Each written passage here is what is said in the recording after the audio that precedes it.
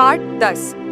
बारिश आखिरकार रुक चुकी थी, लेकिन आरव के अंदर जो तूफान चल रहा था वो अब भी थमने का नाम नहीं ले रहा था। उसकी नजरें हवेली के बाहर खड़ी उस लड़की पर टिकी थीं।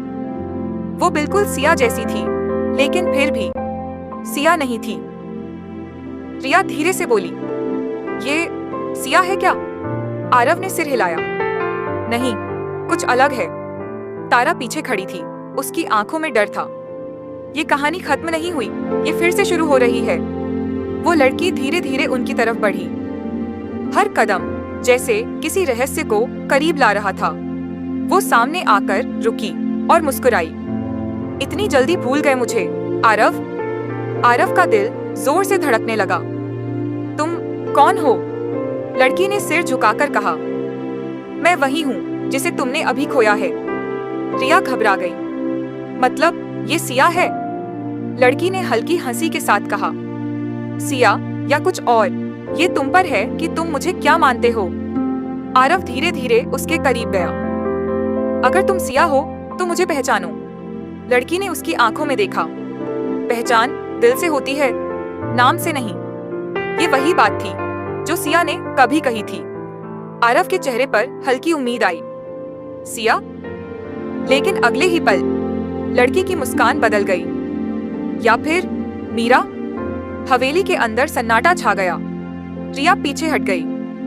ये ठीक नहीं है, तारा ने धीरे से कहा। ये दोनों हैं।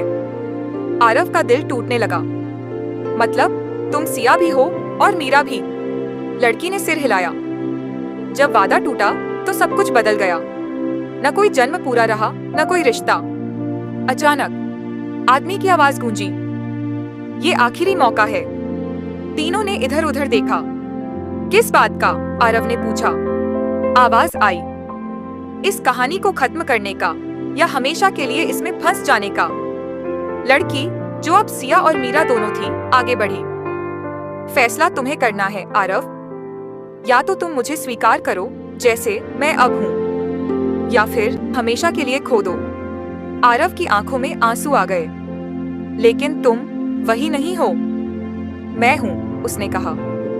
बस अब अधूरी नहीं हूँ, रिया ने धीरे से कहा।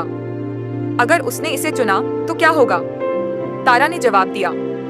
तो ये चक्र खत्म हो जाएगा, लेकिन वो वही नहीं रहेगी। आरव के सामने सबसे बड़ा फैसला था। एक तरफ वो सिया जिसे वो जानता था, दूसरी तरफ वो सिया जो अब मीरा के साथ एक हो चुकी थी। अगर मैंने तुम्हें स्वीकार किया, आरव ने कहा, तो क्या तुम वही बन जाओगी जिसे मैं प्यार करता हूँ? लड़की ने मुस्कुराकर कहा। प्यार बदलता नहीं, बस रूप बदलता है। आरव ने अपनी आंखें बंद कीं। पहली बारिश, वो अंधेरा, वो पहला स्पर्श, सब कुछ उसके सामने घूम गया। उसने धीरे धीरे आंखें खोली और कहा, मैं तुम्हें स्वीकार करता हूँ। अचानक तेज रोशनी फैल गई। हवेली कांपने लगी। हवा रुक गई। लड़की की आंखों में आंसू आ गए। इस बार तुमने मुझे नहीं छोड़ा। अचानक उसका चेहरा बदलने लगा। धीरे धीरे मीरा की परछाई हटने लगी और सामने सिर्फ सिया थी। आरव की आंखों में खुशी के आंसू आ गए। सिया? सिया मुस्कुराई। इस बार हम जीत गए। तारा धीरे धीरे आगे आई। उसकी आंखों में सुकून था। अब मैं आजाद हूँ। उसका शरीर धीरे धीरे धुंध में बदलने लगा और वो गायब हो गई। रिया ने राहत की सांस ली। सब खत्म हो गया। आदमी फिर से सामने आया। हाँ, अब ये कहानी पूरी हो चुकी है, उसने मुस्कुराकर कहा। कुछ कहानियां अधूरी ही खूबसूरत होती हैं, लेकिन जो पूरी हो जाएं, वो अमर बन जाती हैं। हवेली धीरे धीरे गायब होने लगी। सब कुछ धुंधला हो गया और अगले ही पल आरव और सिया वही पुराने बस स्टॉप पर खड़े थे जहां सब शुरू हुआ था। बारिश फिर से शुरू हो चुकी थी, लेकिन इस बार डर नहीं था, सिर्फ प्यार था। सिया ने मुस्कुराकर कहा, याद है पहली बार हम यहीं मिले थे? आरव ने उसका हाथ पकड़ लिया और इस बार हम कभी अलग नहीं होंगे। दोनों एक ही छतरी के नीचे खड़े थे। बारिश की बूंदें गिर रही थीं और कहानी अब सच में पूरी हो चुकी थी। कहानी समाप्त।